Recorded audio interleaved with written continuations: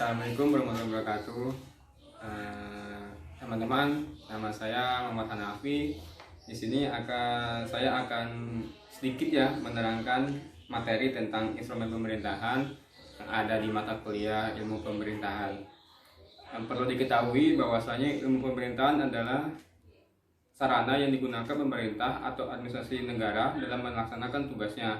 Instrumen pemerintahan merupakan bagian dari instrumen penyelenggaraan negara secara umum. Pelaksanaan tugas penyelenggaraan negara di negara Indonesia paling tidak dilakukan oleh 3 lembaga organisasi atau yang berada di Indonesia, yaitu 1. Eksekutif atau pemerintah, yudikatif atau MA dan MK, dan legislatif atau DPR. Di dalam instrumen pemerintahan itu juga terdapat beberapa sumber hukum dan beberapa perundang-undangan yang berkaitan dengan adanya instrumen pemerintahan tersebut.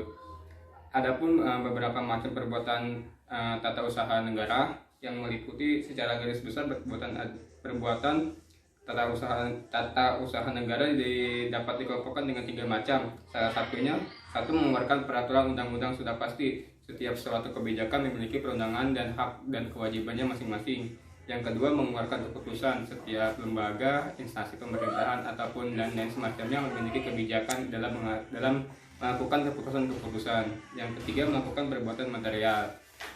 Selanjutnya ada peraturan undang-undangan yang diputuskan oleh perundang-undangan yang dikeluarkan oleh badan atau pejabat tata usaha negara.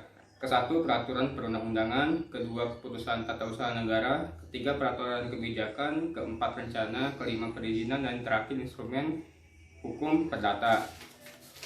Yang selanjutnya ada sumber hukum yang melandasi adanya instrumen pemerintahan ini, yang dikeluarkan oleh Undang-Undang Nomor 10 Tahun 2004, menentukan bahwa sumber hukum dari segala sumber hukum negara adalah Pancasila. Sudah pasti teman-teman tahu bahwasanya sumber hukum di Indonesia yang berideologikan Pancasila yang dibawahi naungan Undang-Undang Dasar 1945. Itu juga mendasari bahwasanya instrumen pemerintahan ini ada.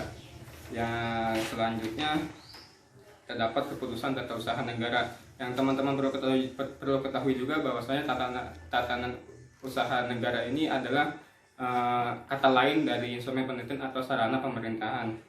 Perlu diketahui juga pada Undang-Undang Nomor 9 Tahun 2004, unsur utama dari keputusan tata usaha negara 1. Merupakan penetapan tertulis. Penetapan tertulis ini yang maksud adalah penetapan yang putih di atas hitam. Dengan kata lain, bentuk selain itu tidak penting. Yang kedua, dikeluarkan oleh badan atau pejabat tata usaha negara. Dan yang ketiga, merupakan tindakan hukum yang berdasarkan pada peraturan perundang-undangan. Yang keempat, bersifat konkret, individual, dan final. Yang kelima, menimbulkan akibat hukum bagi seseorang atau badan hukum perdata. Yang selanjutnya ada peraturan kebijakan. Suatu kebijakan dibentuk untuk memenuhi segala risiko yang nantinya akan keluar.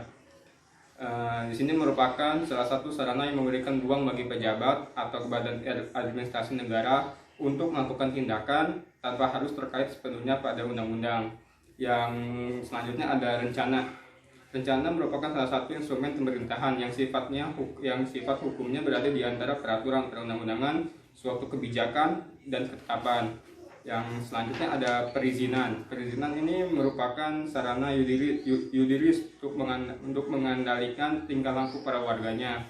Yang terakhir ada instrumen hak keperdataan. Pemerintah dalam melaksanakan tugas dengan 2 kedudukan, yaitu sebagai wakil dan badan hukum dari jabatan pemerintahan. Di sini pemerintah bisa termasuk di dalam instrumen hak keperdataan yang bisa mewakili aspirasi daripada masyarakat. Sekian dari saya tentang instrumen penelitian, kurang lebihnya mohon maaf. Wassalamualaikum warahmatullahi wabarakatuh.